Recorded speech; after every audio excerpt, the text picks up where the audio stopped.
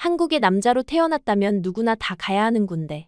그런 군대를 가는 20대의 남성은 처음으로 많은 이별을 겪게 됩니다. 사회와 단절, 여자친구와의 이별, 혹은 힘들고 지치는 기다림. 흔히 고무신을 거꾸로 신는다고 하죠. 군인 남자친구를 기다리는 20대 혈기왕성한 젊은 여성들에게 2년이라는 기간은 더 무겁고 막연한 시간일 겁니다. 오늘 이야기 주인공은 고무신을 신은 금발머리에 푸른 눈을 가진 러시아 여성입니다. 10커플 중 한 커플도 버티지 못한다는 군대. 그런 어려움 속에 그녀는 한국 남자를 2년 동안 목이 빠지라 기다렸다고 하는데요. 그렇게 기다린 제삿 날, 반가움에 뛰어간 러시아 여성을 본 한국 남자는 정색하며 모른 척을 했다고 합니다. 대체 이게 무슨 일일까요? 그때의 상황, 그녀에게 직접 들어보시죠. 안녕하세요. 제 이름은 나타샤입니다. 2000년대 초, 러시아 상트페테르부르크의 차가운 겨울을 뒤로하고 한국행 비행기에 올랐습니다. 16살, 모든 것이 낯설고 두려웠지만 부모님의 단호한 결정 앞에 저는 그저 순응할 수밖에 없었어요. 아버지는 한국과의 물류 사업으로 성공하셨고 그 인연으로 신뢰할 만한 한국 가정에서 저를 받아들이기로 했다고 하셨습니다. 한국 교육도 받고 문화도 배우면 내 미래에 큰 도움이 될 거야. 아버지의 말씀은 언제나 결정사항이었고 어머니는 그저 제 가방에 러시아 초콜릿을 가득 넣어주는 것으로 이별의 아쉬움을 대신했어요. 인천공항에 도착했을 때 공기부터 달랐습니다. 러시아의 차갑고 건조한 공기와는 달리 한국의 봄 공기는 축축하고 이상하게 달콤했어요. 입국장을 빠져나오자 한 가족이 제 이름이 적힌 팻말을 들고 서 있었습니다. 중년의 부부와 제 또래로 보이는 남자아이였어요. 부부는 친절한 미소로 저를 맞이했고 남자아이는 어색하게 고개를 숙여 인사했습니다. 안녕하세요, 나타샤. 우리 집에 온 것을 환영해요. 한국어를 조금 배웠지만 실전에서는 아무것도 알아들을 수 없었어요. 그저 고개만 끄덕이며 따라갔습니다. 차 안에서 여자분은 계속 러시아에 대해 물으셨지만 저는 대부분 네, 와, 아니요, 로만 대답했어요. 그 아이 나중에 알게 된 이름은 수호는 제게 간간히 영어로 말을 걸었습니다. 학교에서 배운 서툰 영어였지만 그 순간만큼은 영어가 이토록 반가울 줄 몰랐어요. 그들의 집은 아파트였습니다. 러시아의 넓은 저택에서 자란 저에게는 작게 느껴졌지만 묘하게 아늑했어요. 현관에 들어서자마자 신발을 벗는 문화가 낯설었고 방바닥이 따뜻한 것도 신기했습니다. 제게 배정된 방은 아담했지만 창문 너머로 보이는 도시 풍경이 마음에 들었어요. 첫날 밤, 이불 속에서 홀로 눈물을 흘렸습니다. 부모님과 러시아의 친구들이 그리웠고 이 낯선 나라에서 앞으로 어떻게 지내야 할지 두려웠어요. 아침이 되자 코를 자극하는 이상한 냄새에 눈을 떴습니다. 조심스럽게 방문을 열고 나가보니 부엌에서 아주머니가 분주히 움직이고 계셨어요. 테이블 위에는 처음 보는 음식들이 놓여 있었습니다. 김치, 된장국, 생선구이. 모두 처음 보는 것들이었어요. 나타샤, 일어났구나. 어서 와서 밥 먹자. 아주머니의 따뜻한 미소에 긴장이 조금 풀렸습니다. 식탁에 앉자 아저씨와 수호도 합류했어요. 그들은 제가 젓가락을 어색하게 다루는 모습을 보며 웃었지만 그 웃음에는 비웃음이 아닌 따뜻함이 담겨 있었습니다. 수호는 직접 숟가락을 건네주었고 아주머니는 계속해서 반찬을 제 그릇에 담아주셨어요. 괜찮아, 천천히 배우면 돼. 우리가 도와줄게. 학교는 더 큰 도전이었습니다. 언어의 장벽은 높았고 호기심 어린 시선들이 항상 저를 따라다녔어요. 수호는 같은 반이었고 처음 며칠은 그가 제 대변인 역할을 해주었습니다. 점심시간에는 항상 제 곁에 있어 주었고 다른 아이들에게 저를 소개해 주었어요. 저를 이상하게 대하는 친구들을 항상 수호가 막아줬어요. 그 덕분에 조금씩 학교 생활에 적응해 나갔습니다. 밤이면 아주머니가 한국어를 가르쳐 주셨어요. 처음에는 안녕하세요, 감사합니다 같은 기본적인 인사말부터 시작했습니다. 아저씨는 종종 러시아 관련 책을 보여주시며 제 고향에 대한 이야기를 들려달라고 하셨어요. 그들의 관심과 배려 덕분에 한국에서의 생활이 조금씩 편안해졌습니다. 한 달이 지나고 두 달이 지나면서 저는 조금씩 한국어를 익혀갔어요. 학교에서도 친구들이 생겼고 수호와는 더욱 가까워졌습니다. 그는 항상 제 옆에서 든든한 지원군이 되어주었어요. 함께 숙제를 하고 주말에는 근처 공원을 산책하며 서로의 문화에 대해 이야기했습니다. 그의 순수한 호기심과 친절함이 저를 편안하게 만들었어요. 가을이 깊어갈 무렵, 저는 이미 그 가정의 일부가 된 것 같았습니다. 아침에 일어나 함께 식사하고 학교에 가고 돌아와서 숙제를 하는 일상이 자연스러워졌어요. 러시아에 계신 부모님과는 일주일에 한 번씩 전화로 소식을 주고받았습니다. 아버지는 항상 공부는 어떤지, 생활은 괜찮은지 물으셨고, 어머니는 건강을 챙기라는 말씀만 반복하셨어요. 그해 겨울, 첫눈이 내리던 날이었습니다. 학교에서 돌아오는 길에 수호와 함께 눈싸움을 하며 즐거워하고 있을 때 집에 도착하자 아주머니의 표정이 심상치 않았어요. 그녀는 저를 불러 거실로 데려갔고 거기에는 아저씨가 심각한 표정으로 앉아 계셨습니다.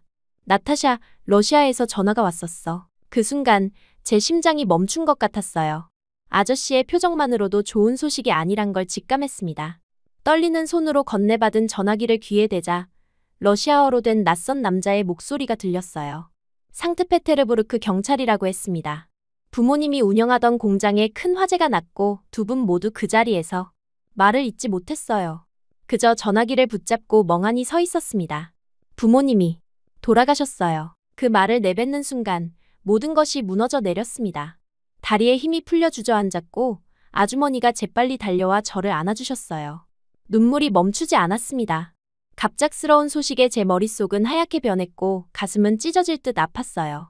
이어서 들려온 소식은 더 큰 충격이었습니다. 공장은 보험에 제대로 가입되지 않았고 모든 재산이 화재와 함께 사라졌다고 했어요. 러시아의 친척들은 가부장적인 아버지 때문에 대부분 멀리 떨어져 살았고 저를 돌봐줄 사람이 없었습니다. 이제 고아가 된 저는 어디로 가야 할지, 무엇을 해야 할지 막막했어요. 며칠 동안 저는 방에서 나오지 않았습니다. 식사도 거의 하지 않았고 학교도 가지 않았어요. 그저 창밖을 바라보며 눈물만 흘렸습니다. 수호는 매일 문 앞에서 저를 걱정했고 아주머니는 조용히 방문을 열고 음식을 두고 가셨어요. 일주일이 지난 어느 날 아저씨와 아주머니가 제 방을 노크했습니다. 그들은 조심스럽게 들어와 제 옆에 앉으셨어요. 나타샤, 우리가 얘기 좀 하자. 저는 고개를 들어 그들을 바라봤습니다.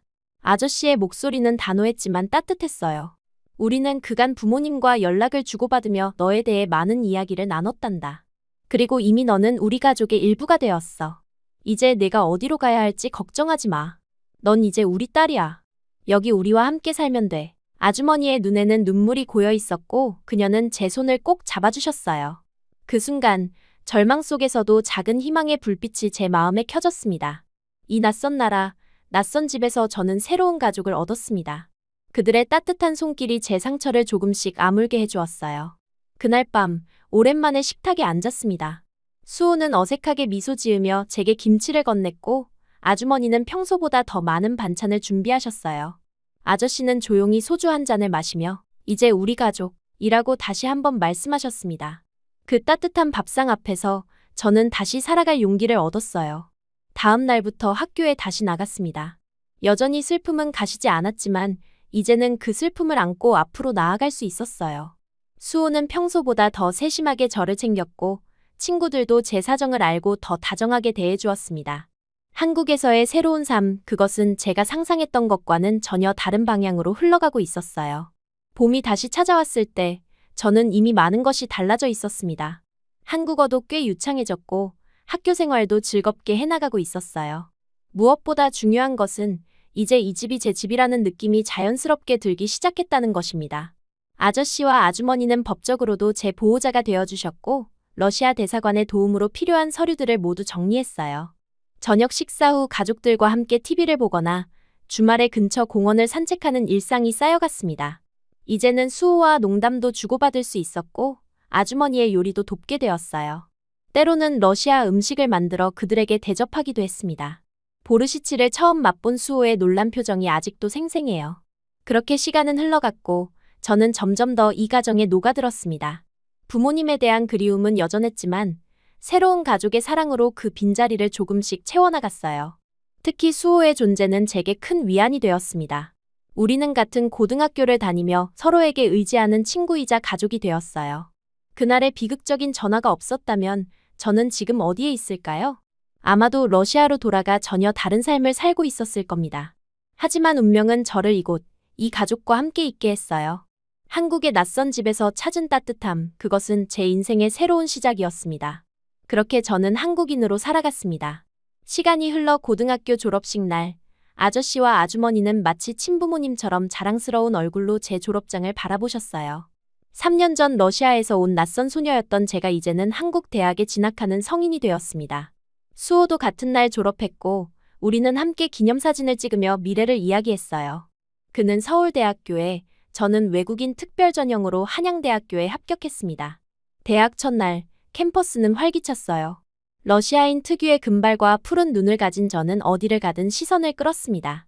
오리엔테이션에서 여러 학생들이 말을 걸어왔고, 저는 이제 꽤 유창해진 한국어로 대화를 이어나갔어요. 그날 밤, 집에 돌아와 식탁에 앉아 첫날 경험을 나누는데 수호의 시선이 자꾸 저에게 머물렀습니다. 무언가 말하고 싶은 듯했지만 그는 그저 웃고 말았어요. 대학 생활은 고등학교와는 완전히 달랐습니다. 자유로운 시간, 다양한 사람들, 그리고 끝없는 과제들까지. 저는 국제학부에서 비즈니스를 공부하기 시작했고 수호는 공대에서 기계공학을 배웠어요. 캠퍼스는 달랐지만 주말이면 항상 함께 시간을 보냈습니다. 한강에서 자전거를 타거나 북촌의 카페에서 책을 읽거나 때로는 그냥 집에서 영화를 보는 것만으로도 행복했어요. 어느 봄날 벚꽃이 흩날리는 남산 산책로를 걷고 있을 때였습니다. 수호가 갑자기 걸음을 멈추고 저를 바라봤어요. 그의 눈빛이 달랐습니다.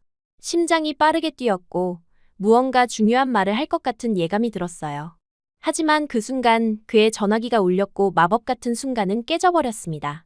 그날 이후로도 우리는 평소처럼 지냈지만 무언가가 달라졌다는 것을 둘 다 느꼈어요. 여름방학이 시작되고 아저씨와 아주머니는 제주도 여행을 계획하셨습니다. 가족여행이었고 물론 수호와 저도 함께였어요. 푸른 바다와 오름을 배경으로 우리는 많은 사진을 찍었습니다. 한 번은 숙소 발코니에서 별을 보며 이야기를 나누었는데 수호의 손이 슬며시 제 손을 잡았어요. 놀라서 그를 바라봤지만 그는 마치 아무 일도 없었다는 듯 별자리를 설명했습니다. 2학년이 되고 우리의 감정은 더욱 깊어졌어요. 하지만 누구도 먼저 그 감정을 인정하지 않았습니다. 우리는 같은 집에 살고 있었고 부모님은 우리를 가족으로 여기셨어요. 그런 관계를 어떻게 변화시킬 수 있을까요? 불가능해 보였습니다. 그래서 우리는 서로의 마음을 알면서도 그저 친구이자 가족으로 지냈어요. 대학교에서는 자연스럽게 소개팅 제안이 들어왔습니다.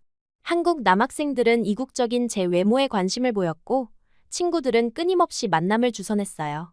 처음에는 거절했지만 너무 반복되자 몇 번은 응했습니다. 하지만 그 어떤 만남도 제 마음을 움직이지 못했어요. 데이트를 마치고 집에 돌아오면 거실에서 책을 읽고 있는 수호를 보는 순간 다른 남자들은 모두 잊혀졌습니다. 수호도 비슷한 상황이었어요. 그의 여자 선배가 자주 집에 놀러왔고 그들이 과제를 함께하는 모습을 볼 때면 가슴이 아팠습니다. 하지만 저는 그저 웃으며 간식을 준비해주는 가족의 역할만 할 수 있었어요. 그 선배가 떠난 후 자주 수호에게 투정을 부렸고 그럴 때마다 그는 웃으며 질투해? 라고 물었습니다. 당연히 부정했지만 우리 둘 다 진실을 알고 있었어요. 어느 가을날 우리 집 거실에서 단둘이 영화를 보고 있었습니다. 부모님은 친척 결혼식 참석으로 주말 내내 집을 비우셨어요. 영화 중간 수호가 갑자기 리모컨으로 화면을 멈추고 저를 바라봤습니다. 그의 눈에는 결심한 듯한 빛이 있었어요. 나타샤, 나 할 말이 있어. 심장이 두근거렸습니다. 드디어 그 말이 나올까 기대했어요. 하지만 수호의 다음 말은 예상과 달랐습니다. 다음 주에 군대에 간다. 충격이었어요. 우리는 이미 알고 있었지만 수호는 대학을 졸업한 후에 군복무를 계획했었습니다. 갑작스러운 결정에 저는 말을 잇지 못했어요. 수호는 학업에 집중하기 어려워 잠시 휴학하고 군복무를 마치고 오겠다고 했습니다. 하지만 저는 그의 눈을 보며 다른 이유가 있음을 직감했어요. 갑자기 왜? 그는 잠시 침묵하다가 조용히 대답했습니다. 그냥 좀 정리할 시간이 필요해서. 무슨 말인지 이해했어요.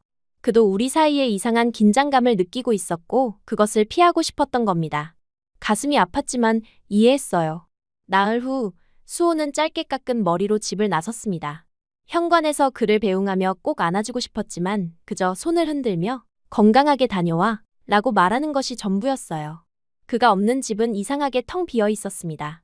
같은 공간, 같은 사람들이지만 수호의 빈자리는 너무나 컸어요. 처음 몇 주는 어색했지만 점차 대학 생활에 더 몰두하며 시간을 보냈습니다. 주말마다 그의 부모님과 함께 면회를 다녔고 훈련소에서 만난 수호는 늘 밝게 웃으며 괜찮다고 했어요. 하지만 그의 눈빛은 달랐습니다. 시간이 흐르고 수호는 자대 배치를 받았어요. 연락은 더 뜸해졌고 가끔 오는 편지에는 일상적인 이야기만 가득했습니다. 저는 학업에 열중하며 그를 기다렸어요. 대학에서는 여전히 많은 남자들이 접근했습니다. 특히 러시아어를 배우고 싶다며 다가오는 선배가 있었어요. 그는 친절했고 지적이었습니다. 카페에서 러시아어를 가르쳐주는 대신 한국어 공부를 도와준다는 제안을 받아들였어요. 몇 번의 만남 후 그 선배는 저에게 고백했습니다. 하지만 제 마음은 이미 다른 곳에 있었어요. 정중히 거절했지만 그는 포기하지 않았습니다. 계속해서 메시지를 보내고 수업이 끝난 후 기다리기도 했어요. 불편했지만 그의 열정이 조금은 감동적이기도 했습니다. 어느 날 그 선배가 학교 앞에서 기다리고 있다가 집까지 데려다 준다고 했어요. 비가 오는 날이라 그의 제안을 받아들였습니다. 집 앞에 도착해서 우산을 같이 쓰고 현관까지 걸어갔어요. 인사를 나누는 순간 그가 갑자기 저를 안으려 했고 놀라서 뒤로 물러섰습니다. 그때 제 뒤에서 누군가가 서 있는 것을 느꼈어요. 뒤를 돌아보니 수호였습니다. 군복을 입은 그의 얼굴은 굳어 있었어요. 깜짝 놀라 그의 이름을 불렀지만 그는 아무 말 없이 우리 옆을 지나쳐 집 안으로 들어갔습니다. 선배에게 급하게 인사를 하고 집으로 들어갔지만 수호는 이미 자기 방 문을 닫은 뒤였어요. 수호야, 언제 왔어? 휴가 나온 거야? 대답이 없었습니다. 문을 두드렸지만 반응이 없었어요. 그날 밤 식탁에 모였을 때 수호의 표정은 냉랭했습니다. 부모님은 갑작스러운 휴가에 기뻐하셨지만 수호는 거의 말을 하지 않았어요. 제게는 아예 시선조차 주지 않았습니다. 다음 날부터 수호의 휴가가 끝날 때까지 그는 저를 피했어요. 말을 걸어도 짧게 대답할 뿐이었고 같은 공간에 있는 것조차 불편해하는 듯 했습니다. 무슨 일이 있었는지 물어보려 했지만 그는 아무것도 아니야 라고만 했어요. 하지만 그의 눈빛은 배신감으로 가득했습니다. 수호가 다시 부대로 돌아간 후 집은 더욱 적막했어요. 아주머니는 수호의 이상한 행동에 대해 물으셨지만 저도 이유를 알 수 없었습니다. 다만 그날 선배와 있던 모습을 오해했을 가능성이 컸어요. 메시지를 보내도 수호의 답장은 단조로웠고 전화는 거의 받지 않았습니다. 시간은 그렇게 흘러갔어요. 1년이 지나고 수호의 저녁일이 다가왔습니다. 기대와 불안이 교차했어요. 2년 만에 돌아올 그가 여전히 차갑게 대할지 아니면 예전처럼 편안한 관계로 돌아갈 수 있을지 알 수 없었습니다. 저녁 당일 아저씨와 아주머니와 함께 부대 앞으로 마중을 나갔어요. 민간인 옷을 입고 나오는 수호를 보는 순간 가슴이 떨렸습니다. 그는 부모님을 꼭 안아드리고 제게는 어색한 미소를 지으며 가볍게 고개를 숙였어요. 집으로 돌아오는 차 안에서도 그는 제게 거의 말을 걸지 않았습니다. 그저 군대에서의 이야기를 부모님께 들려드릴 뿐이었어요. 집에 도착해서도 그의 태도는 변함없었습니다. 마치 모르는 사람처럼 저를 대했어요. 밤이 깊어갔고 저는 침대에 누워 생각에 잠겼습니다. 이대로는 안 되겠다는 결심이 들었어요. 무슨 일이 있었는지, 왜 그렇게 변했는지 정면으로 물어볼 필요가 있었습니다. 내일 꼭 이야기해야겠다고 다짐하며 잠이 들었어요.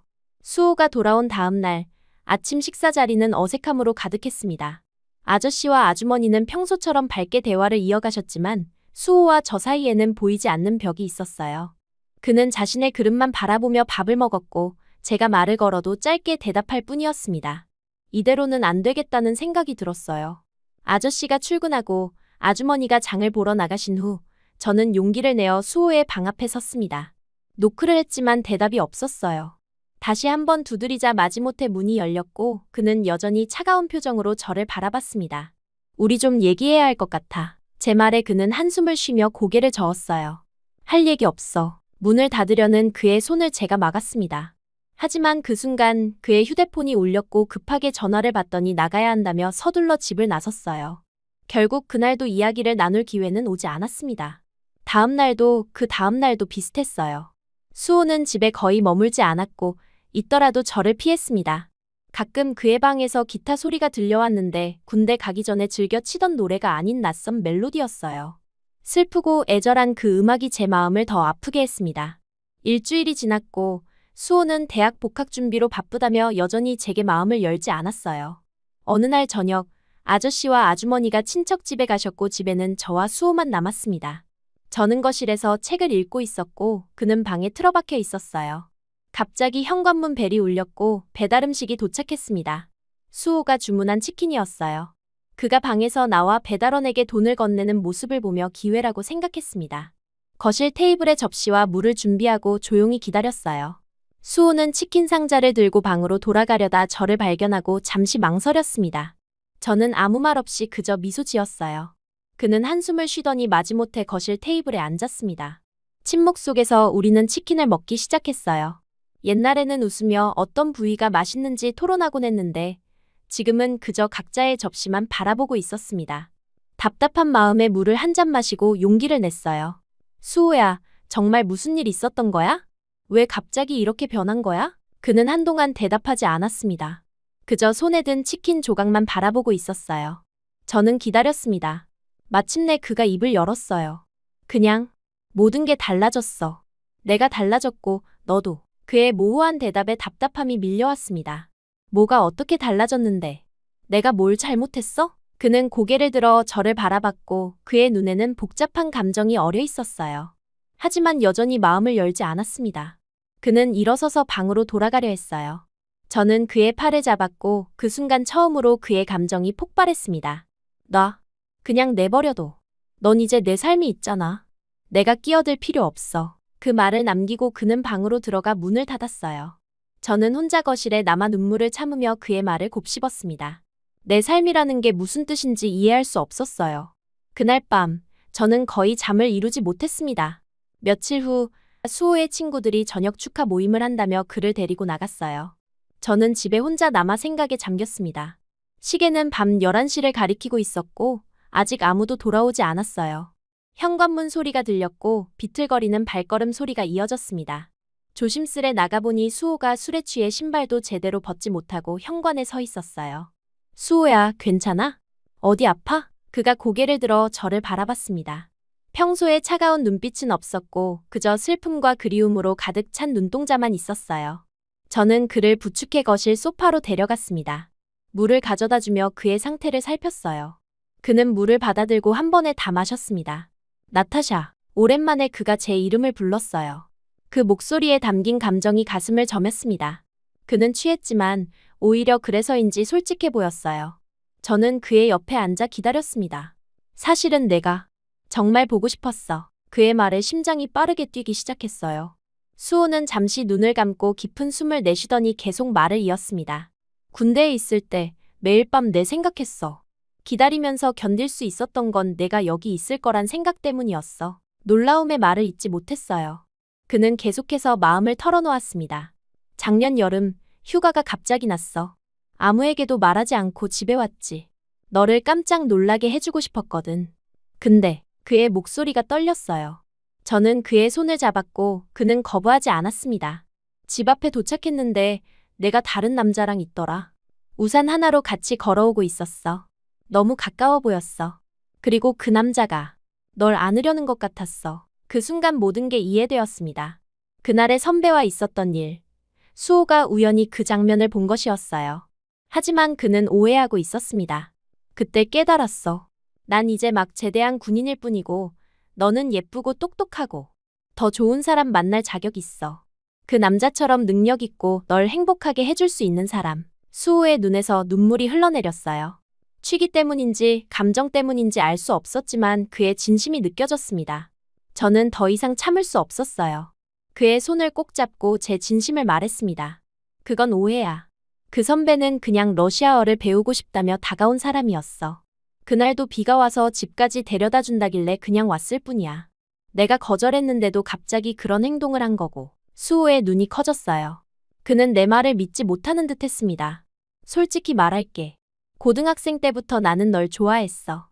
가족이라는 이름으로 지내면서도 내 마음은 달랐어.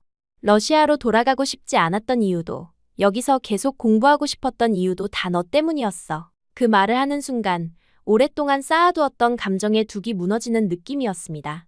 눈물이 흘러내렸고 더 이상 감정을 숨길 수 없었어요. 수호는 믿을 수 없다는 듯 저를 바라봤습니다. 정말이야. 이 2년 동안 많은 남자들이 다가왔지만 내 마음은 단 한 번도 흔들린 적 없어. 늘 내가 군대에서 잘 지내는지, 언제 돌아올지 그것만 생각했어. 수호의 눈에서도 눈물이 흘러내렸어요. 그는 천천히 손을 뻗어 제 뺨에 흐르는 눈물을 닦아주었습니다. 그의 손길이 너무 따뜻했어요. 나도 너를 좋아해. 처음부터 그랬어. 내가 러시아에서 왔을 때부터. 그 말을 듣는 순간 세상의 모든 소리가 멈춘 것 같았습니다. 오랫동안 기다려온 말이었어요. 수호는 조심스럽게 저를 끌어안았고 저는 그의 품에 안겼습니다. 그의 심장 소리가 제 귓가에 울렸어요. 빠르게 강하게 뛰고 있었습니다. 근데 우리 어떡하지? 부모님은 우리를 가족으로 생각하시는데 그의 말에 저도 현실을 생각하게 되었어요. 우리의 감정은 서로에게 확인했지만 상황은 여전히 복잡했습니다. 아저씨와 아주머니는 우리를 남매처럼 여기셨고 그것을 갑자기 바꾸는 것은 쉽지 않을 거예요. 일단은 우리 둘만 알고 있자. 천천히 생각해보고 적절한 때가 오면 말씀드리자. 수호는 고개를 끄덕였습니다. 그리고 조용히 속삭였어요. 미안해, 오해해서. 내가 너무 멍청했어. 저는 그의 손을 꼭 잡으며 미소 지었습니다. 괜찮아. 이제 다 알게 됐으니까. 그날 밤 우리는 거실 소파에 나란히 앉아 오랜 시간 이야기를 나눴어요. 군대에서의 그의 생활, 대학에서의 제 경험, 그리고 그 사이에 있었던 서로에 대한 그리움까지. 모든 오해가 풀리고 진심이 통하는 순간이었습니다. 아저씨와 아주머니가 돌아오기 전 우리는 각자의 방으로 돌아갔어요. 하지만 이제 우리 사이에는 더 이상 보이지 않는 벽이 없었습니다. 오히려 새로운 비밀을 공유하는 설렘이 있었어요. 침대에 누워 천장을 바라보며 생각했습니다. 이제 우리의 관계는 어떻게 될까? 가족들에게는 언제, 어떻게 말해야 할까? 많은 고민이 있었지만 한 가지 확실한 것은 우리의 마음이 서로에게 닿았다는 사실이었어요.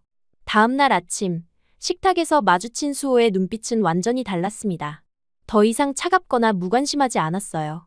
그의 눈에는 따뜻함과 부드러움이 가득했고 아저씨와 아주머니가 보지 않을 때 살짝 제게 윙크를 했습니다. 그 작은 제스처에 가슴이 두근거렸어요. 그렇게 우리는 비밀 연인이 되었습니다. 집 밖에서는 평범한 친구처럼 때로는 가족처럼 행동했지만 둘만 있을 때는 서로의 감정을 숨기지 않았어요. 수호는 다시 대학에 복학했고 저는 3학년 과정을 이어갔습니다.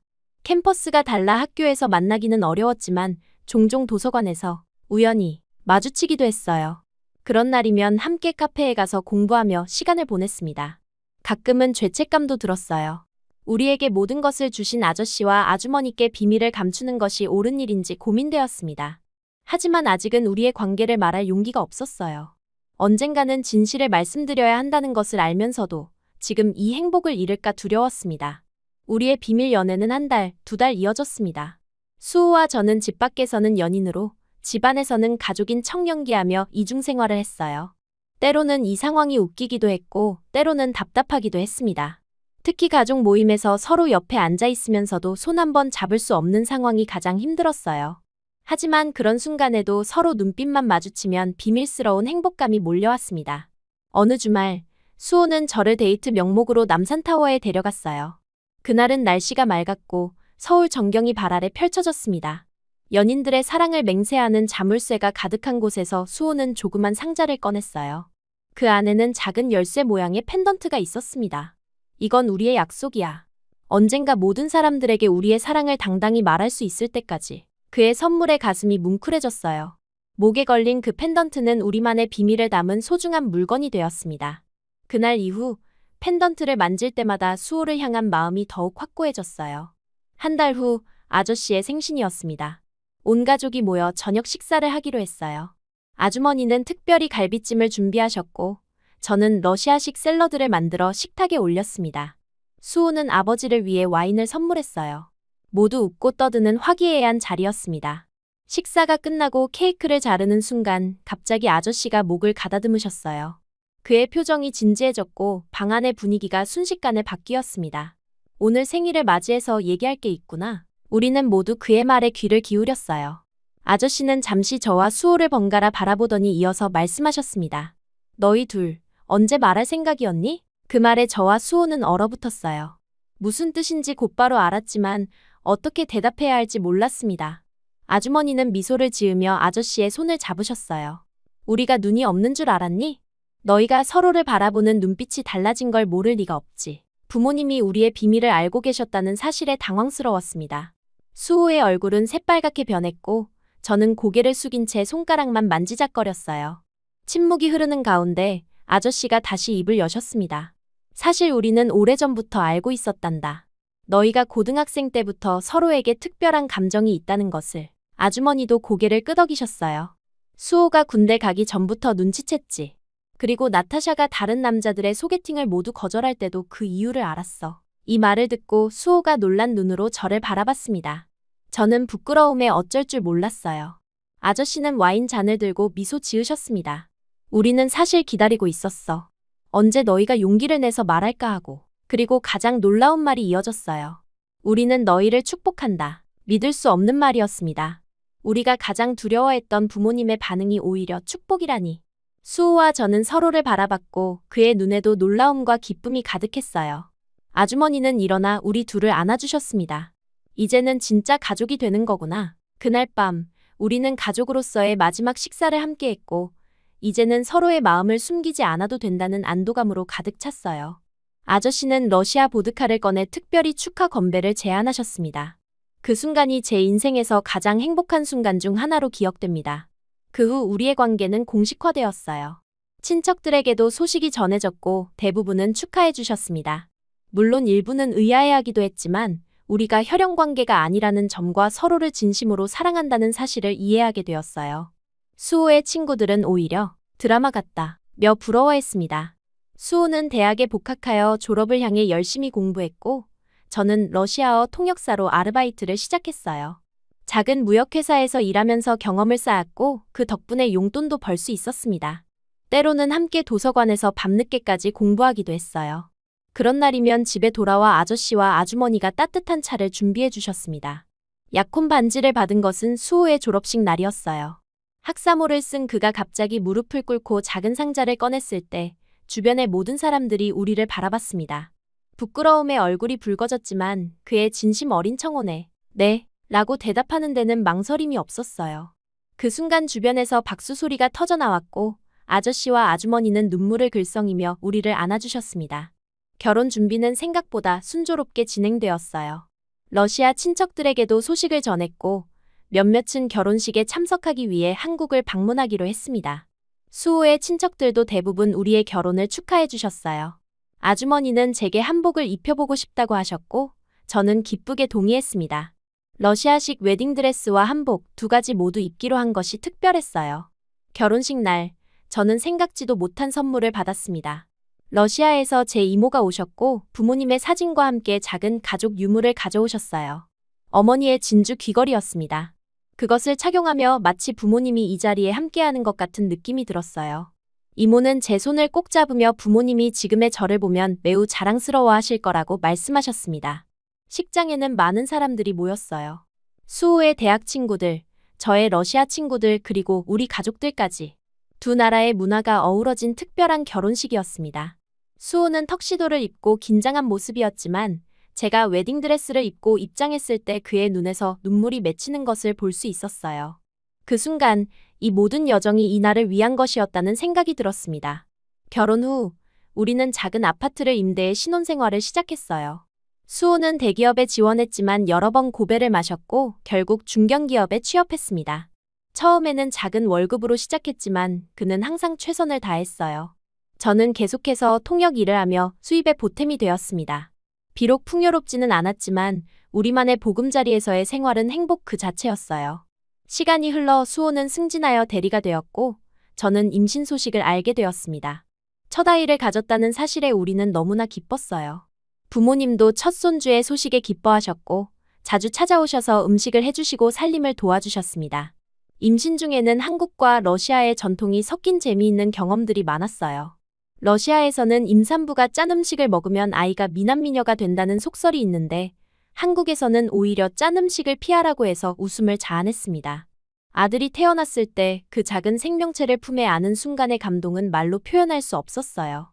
수호는 눈물을 흘리며 아이의 작은 손가락을 만졌고 그 순간 우리는 진정한 가족이 되었다는 것을 실감했습니다. 아이의 이름은 민호로 지었고 러시아식 중간 이름으로 제 아버지의 이름을 넣었어요. 두 문화가 공존하는 우리 가정의 첫 결실이었습니다. 민호가 3살이 되었을 때 저는 다시 둘째를 가졌다는 사실을 알게 되었어요. 이번에는 딸이었습니다. 아이가 태어나기 전 수호는 승진 소식을 들고 왔어요. 과장으로 승진하게 되었고 급여도 오르게 되었습니다. 우리의 생활은 점점 안정되어 갔고 작은 아파트에서 더 넓은 집으로 이사할 계획도 세웠어요. 오늘도 아침에 일어나 창밖을 바라보며 생각합니다. 16살의 낯선 나라로 와서 이렇게 행복한 가정을 이루게 될 줄 누가 알았을까요?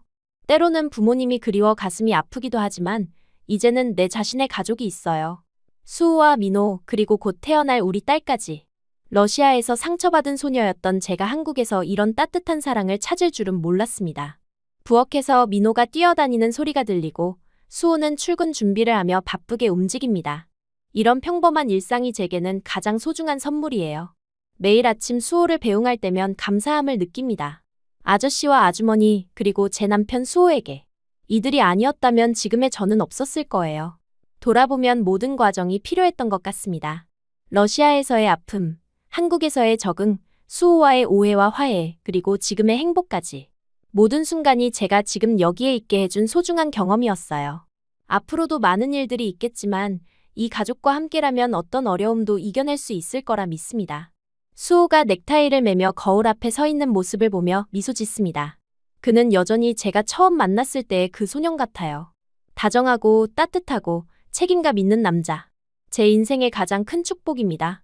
민호가 아빠 안녕 이라고 외치며 그에게 달려가고 수호는 아들을 높이 들어 올리며 웃음 짓습니다. 이 작은 행복들이 모여 제 인생을 완성해주고 있어요. 오늘도 감사함을 가득 안고 하루를 시작합니다. 한국이라는 낯선 나라가 제게 준 선물. 이 소중한 가족과 함께.